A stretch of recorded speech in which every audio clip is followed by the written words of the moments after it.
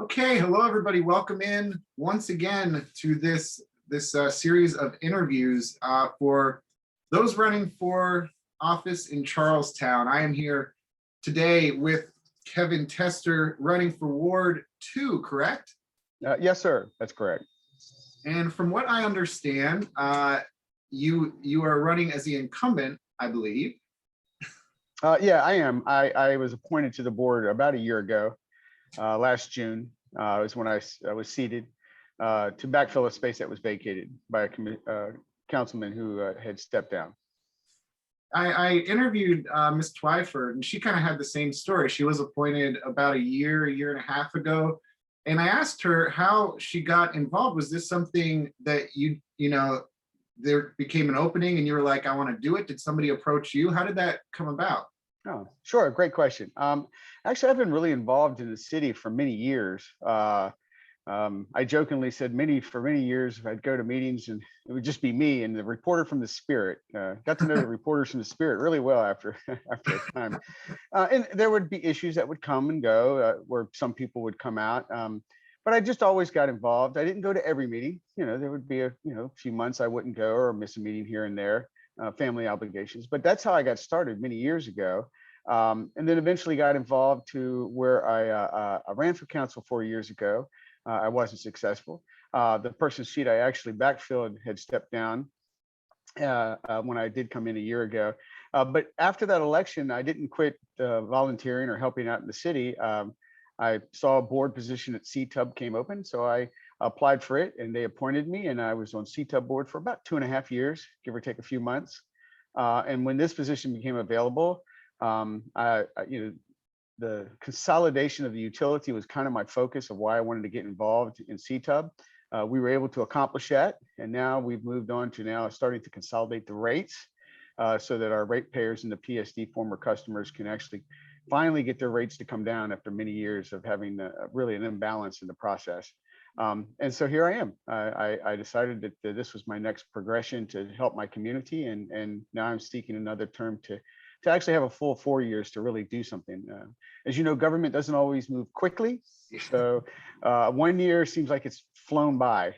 We've got some good things started, but I'd like to see through on those and start improving on some other things for the city. So What sort of draws you to wanting to be involved like this? I'm assuming it takes up a lot of your time, maybe if not the majority of your time, but a lot of it. It does. I've always been actively involved in communities I've lived in. I believe it's important as a citizen to get involved. And it's not just in the government aspect. In fact, this is the first time moving to Charlestown some 11 years ago that I really got involved in actually running for office. I've always gotten involved behind the scenes, boards, councils, volunteering for the local community shelter of some kind. Always volunteering in my services to boards and commissions that have nothing to do with government. So it's just something that I was ingrained in me from my parents about, giving back to your community, and it can come in all shapes and forms. So being in a council is just one of those forms.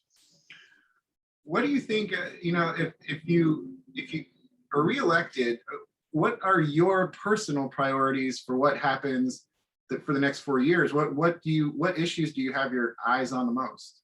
Sure, it's a great question. And the ironic part is it's probably the same issues that I was looking at 4 years ago. And it's probably the same issues that a lot of these candidates are looking at.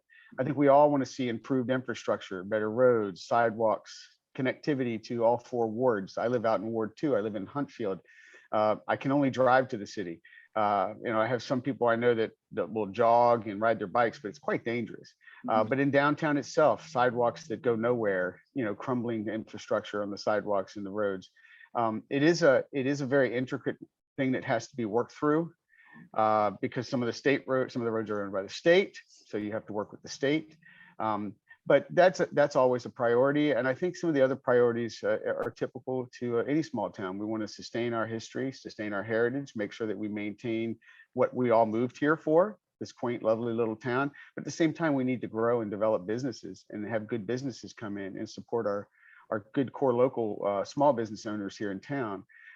That's always been a quagmire for the city.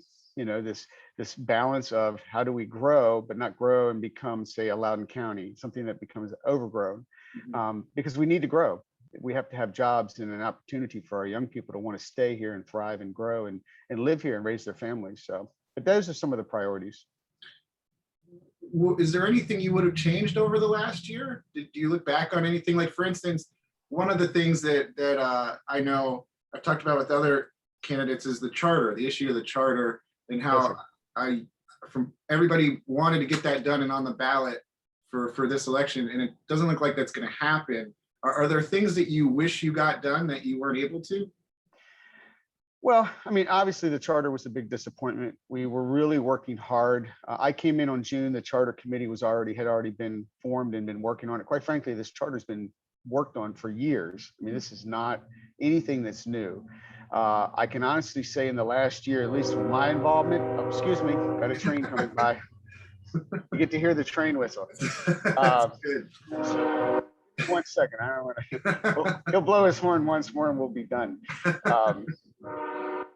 Yep, see, there's one more time.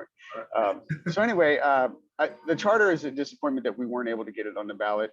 We want to do things right. And as I said, I think I said earlier, government doesn't move quickly. Yeah. And unfortunately, you want to do things right. There's a purpose to that. We want to make sure that you have citizen involvement, you have input. I don't know that the charter should have been done differently. We tried to do it the right way. When it was started a couple of years, 3 or 4 years ago, with a totally different council, they methodically were going through it. They got steps aside for a while due to other issues that arose. When I came in June, they had already started the process. I actually requested to be a part of the charter review committee, and volunteered to get on that.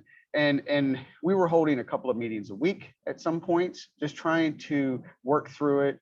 We had some experts work with us to give us advice. We sought advice from the state, but ultimately in the end, with all of that hard work, we didn't want to rush into it to a point where we just drove it through. There were some concerns from some citizens that had questions. We listened to them, we made modifications. And I'd like to see a bigger tent this time around.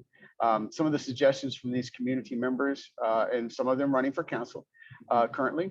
I hope that whoever sits in this council, in this current council and mayor moving forward, that if it's me, I'm certainly going to stay involved. If it's not me, I'm certainly going to stay involved. So at the end of the day, these are things that I want to engage in. But yeah, I would like to have seen that done a little differently. That was a big thing that we were really striving to get on this ballot. But I think we will get it on the ballot. If not in 2 years, we certainly hopefully to get it maybe before that, maybe a special election once we get through the process and make sure that what we present to the citizens is the best that it can be. And I think that's everyone involved wants that.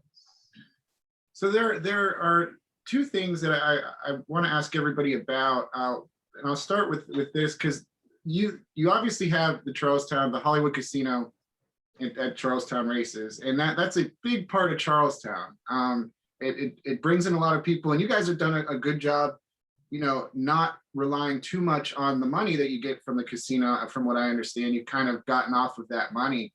But what role do you think the casino plays in the whole of Charlestown? Is it something that you think is good for the town or is bad for the town?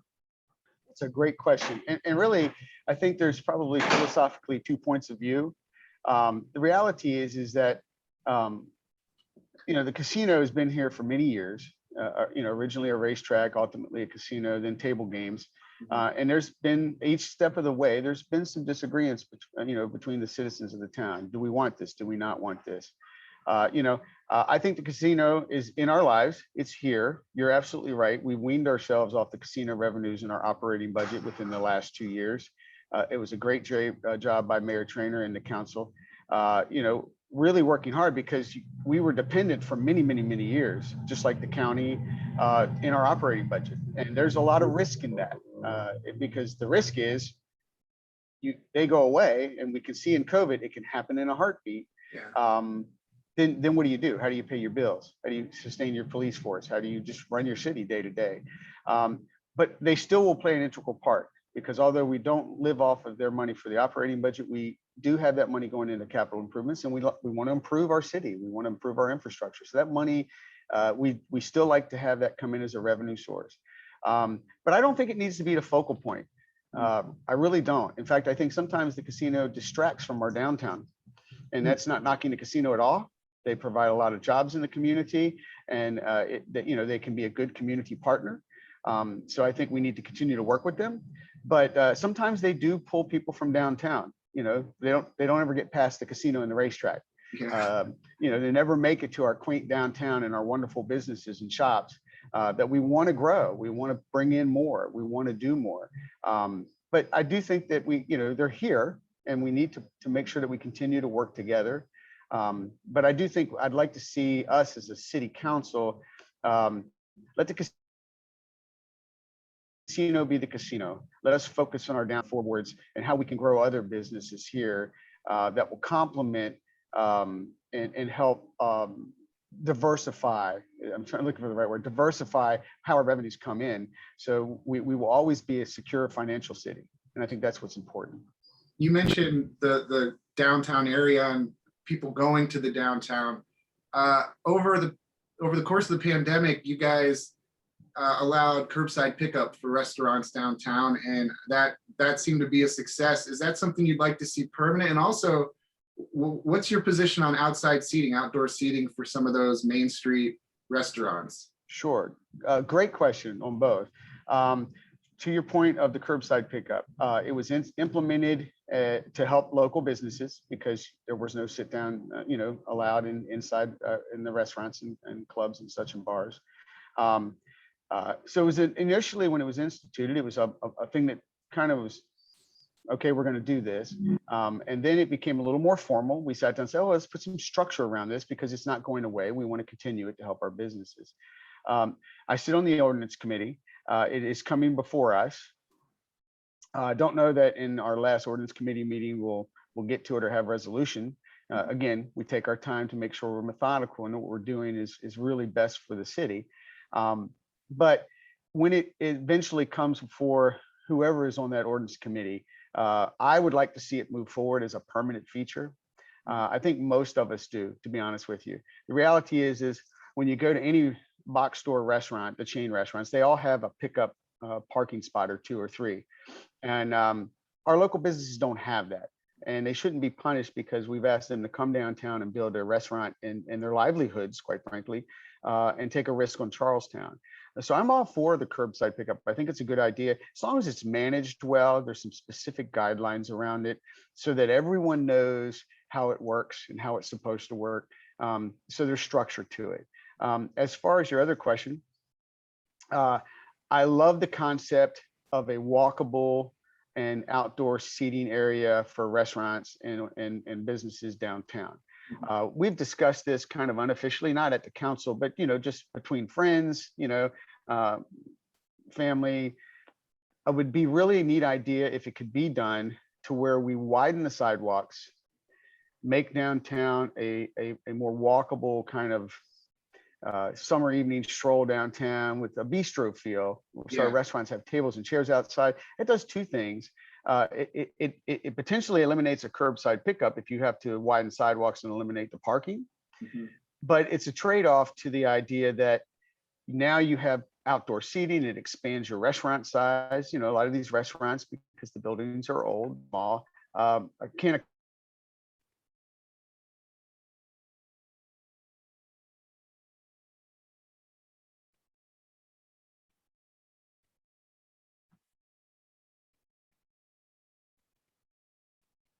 But no, basically in a nutshell, I'm really in favor of the curbside pickup. I think it would help our downtown businesses immensely, and I think we're going to find a way to make that happen permanently.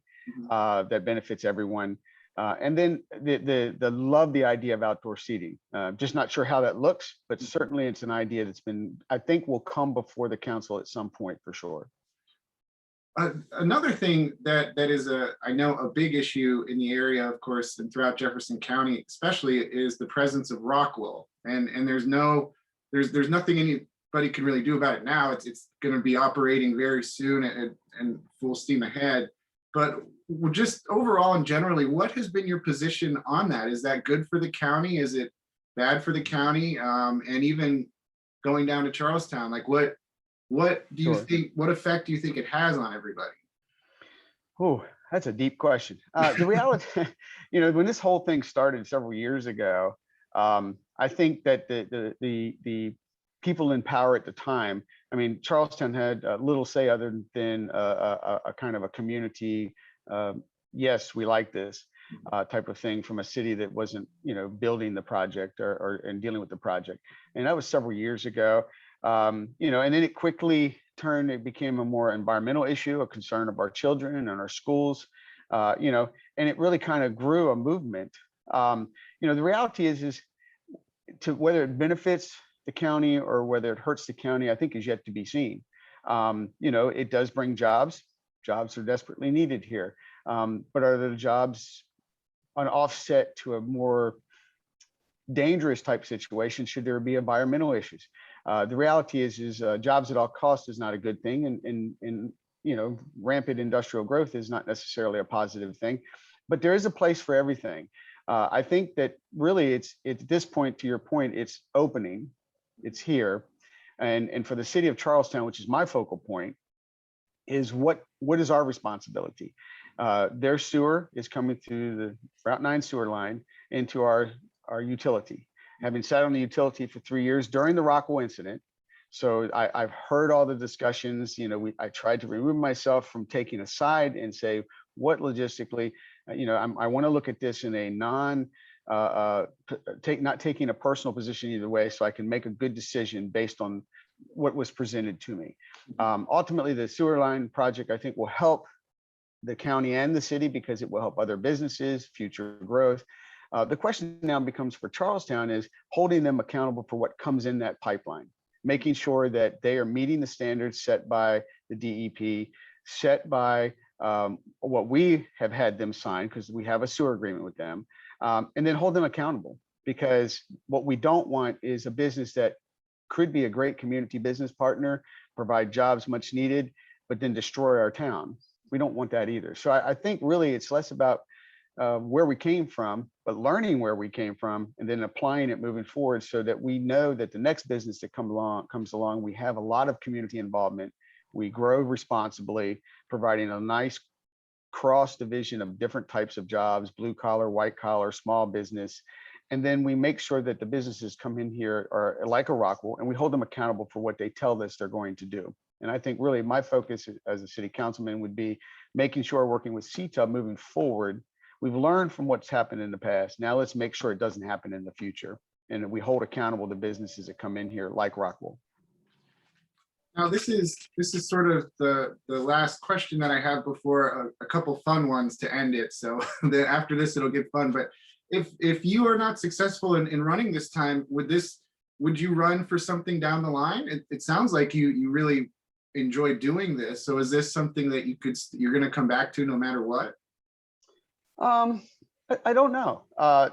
What I will say is I won't disappear because again, I think it's ingrained in me from my childhood, being a responsible citizen, getting involved and engaged in where you live. Would it be running for council again down the road? I can't say. I'm 56. I have 8 kids, one still at home, 9 grandkids. I do a lot of other stuff in the community as well. A lot of volunteer work helping the needy and low income and poor. I'm president and chair of the Old Opera House Theater Company. So theater is a love. And so these are things that I will continue to do because I get a personal enjoyment out of them, and it helps allow me to give back as well.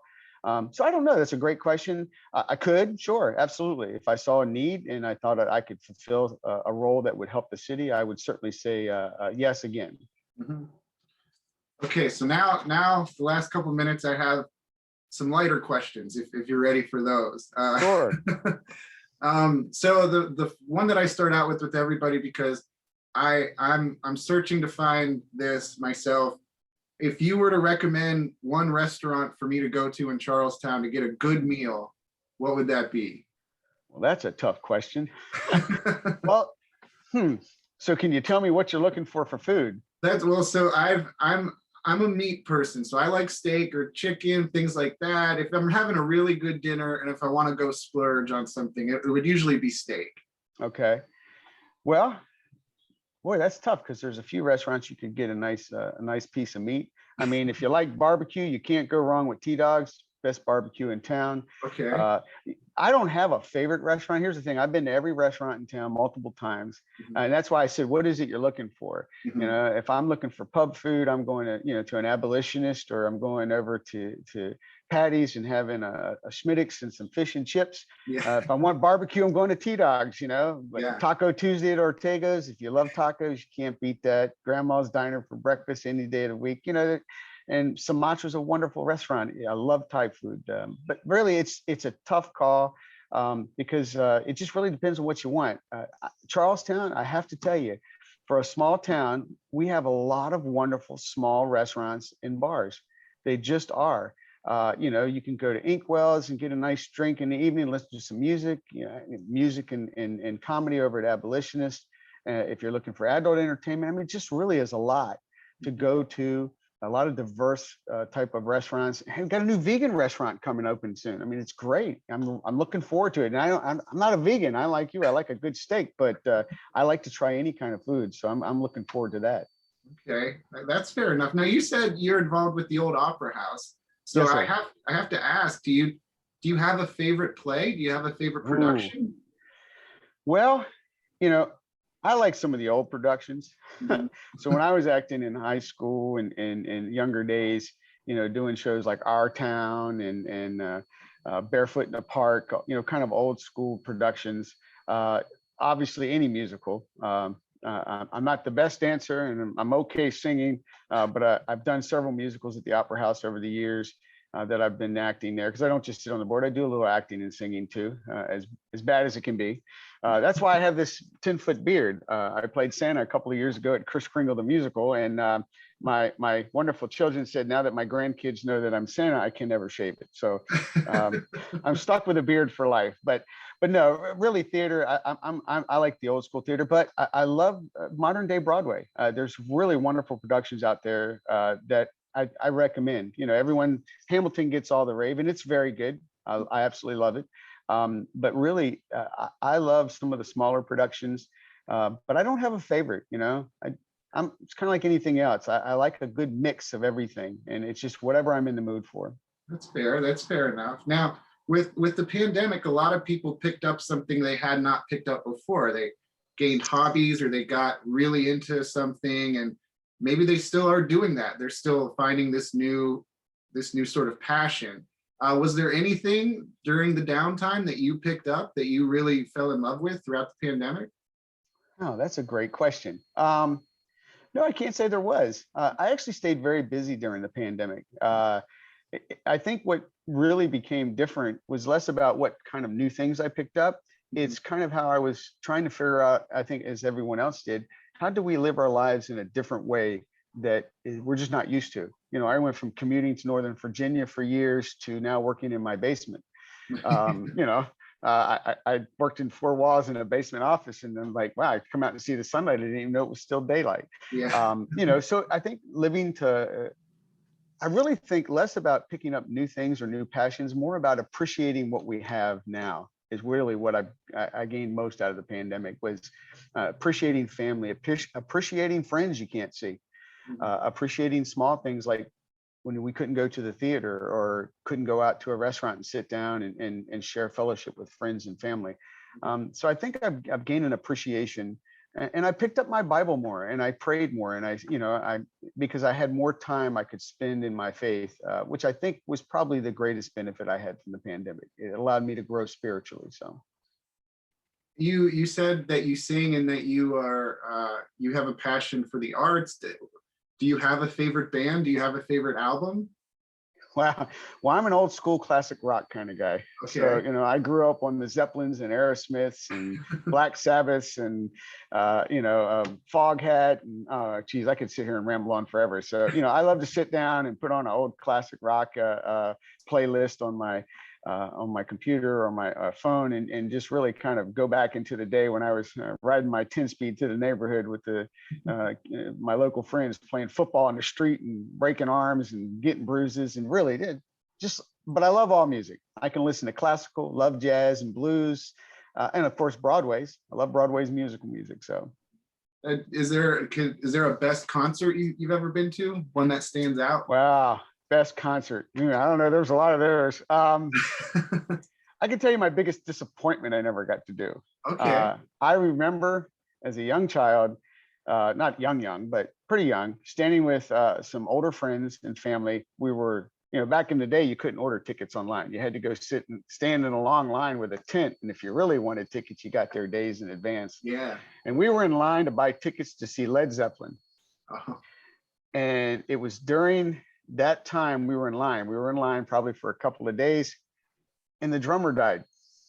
Keith Moon, I mean, not John Bonham. John Bonham, sorry, wrong band. Another Yeah. right drummer, just wrong band. So John Bonham died, and I was devastated because I was never going to get to see Zeppelin, and I didn't, unfortunately. I know they came back and toured a couple of times later, and as they got older with different members participating. But that was probably my biggest disappointment. I never got to see the original Led Zeppelin. So that's now I good. just watch The Song Remains the Same from time to time to kind of bring back the memories.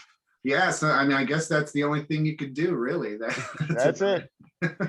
And then finally, I don't know if you're a gambler, and it turns out most everybody that I've spoken with in Charlestown is not.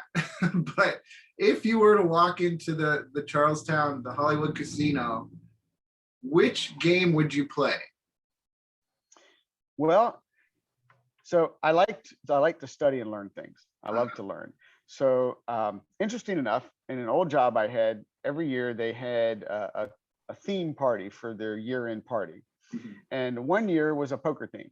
Okay. And they brought in all these tables and menus. So I didn't learn this at the casino. I learned this during this particular business event. Mhm. And what was interesting is you could play and learn the games. And most I had learned, I know how to play most of the games. I'm not a big gambler. Gambling's not my thing. Money's too valuable when you have a large family, so you tend not to blow it on things like gambling. Yeah. Having said that, the idea, the enjoyment, I love going to watch the races. I think it's it's quite thrilling, and I enjoy playing a casino game now and then. I don't do it often. It's just like I said, it's not something I do. But I learned that the game that provides the best odds of winning is craps. This is what they taught me, and so I learned the game of craps. And before that night was over with, because that's all I did, I didn't do anything else that whole night. I said, wow, I really like this game of craps. And they were explaining why the odds were so good. So I said, I guess if the odds are better for me to win, if I'm going to go and play a game, I'm going to go play craps. Okay. If they're telling me the truth. I can't say for sure that's the truth. So that's good to know. I don't understand craps at all. I don't.